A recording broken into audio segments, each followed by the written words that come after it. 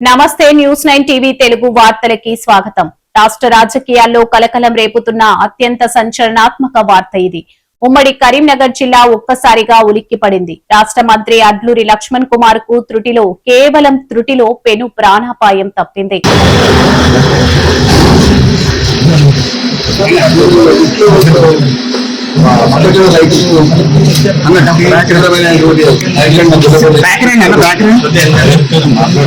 One hospital కానీ కొన్ని private hospitals 3 రోజులు ఆరోగ్య డాక్టర్లతో సంబంధాలు పెట్టుకోవడం తీసుకురావాలి.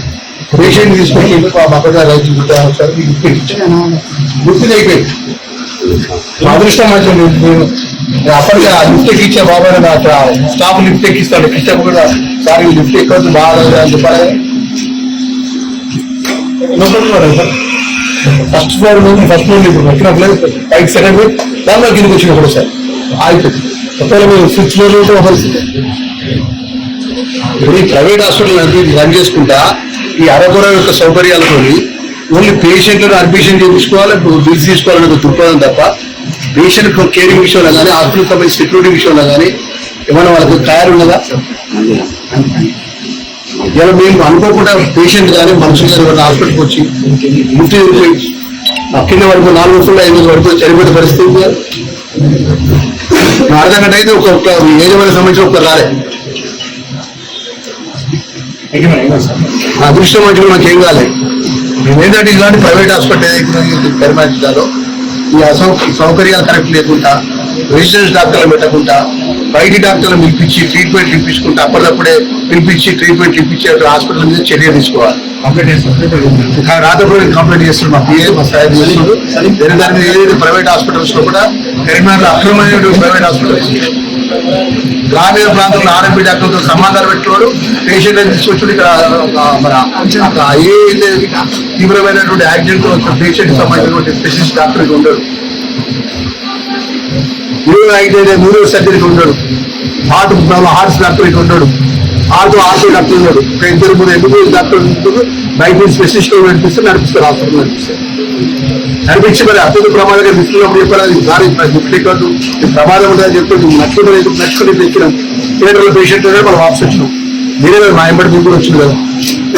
నాకు అనేది ఇంత ప్రజల యొక్క హాస్పిటల్ యజమాని అనేది మీకు డాక్టర్లు ఇంకోకరు యజమానికి డాక్టర్లకు సమానంగా ఉండేది. అవును, మీరు వింటుంది నిజమే. ఏమాత్రం అదృష్టం వెక్కిరించినా ఈ పాటికి వార్త మరోలా ఉండేది. అసలు కరీంనగర్ లో ఏం జరిగింది? మంత్రికి పొంచి ఉన్న ఆ మృత్యు ముప్పు ఏంటి? కరీంనగర్ లోని వన్ హాస్పిటల్ ఇప్పుడు ఈ ఘటనతో ఒక్కసారిగా హాట్ టాపిక్ గా మారింది. గొల్లపల్లి మండలానికి చెందిన తన అనుచరుడు పార్టీ కార్యకర్త అనారోగ్యంతో ఆసుపత్రిలో చేరడంతో ఆయనను పరామర్శించేందుకు వెళ్లారు మంత్రి అడ్లూరి లక్ష్మణ్. కార్యకర్తను పరామర్శించి ధైర్యం చెప్పి తిరుగు పయనమైన మంత్రికి ఆసుపత్రిలో ఊహించని భయానక అనుభవం ఎదురైంది. 2nd ఫ్లోర్ లో పరామర్శ ముగించుకున్న మంత్రి కిందకు దిగేందుకు తన గన్మెన్లు అనుచరులతో కలిసి లిఫ్ట్ ఎక్కారు. లిఫ్ట్ కిందకు రావడం మొదలైంది. అంతలోనే ఒక్కసారిగా భయానక శబ్దం. ఎవరూ ఊహించని విధంగా లిఫ్ట్ కేబుల్ పట్టుమని తెగిపోయింది. 2nd ఫ్లోర్ నుంచి నియంత్రణ కోల్పోయిన ఆ లిఫ్ట్ కళ్ళు మూసి తెరిచేలోపే రాకెట్ వేగంతో కిందికి దూసుకొచ్చింది. భయంతో వణికిపోతున్న క్షణాల్లోనే ఆ లిఫ్ట్ గ్రౌండ్ ఫ్లోర్ ని అతి బలంగా ఢీకొట్టింది. ఆ క్షణంలో ఏం జరుగుతుందో అర్థం కాక లిఫ్ట్ లో ఉన్న వారంతా ప్రాణాలు గుప్పెట్లో పెట్టుకున్నారు. దేవుడి దయతో అదృష్టవశాత్తు మంత్రి అడ్లూరి లక్ష్మణ్ కుమార్ ఈ పెను ప్రమాదం నుంచి ప్రాణాపాయం లేకుండా సురక్షితంగా బయటపడ్డారు.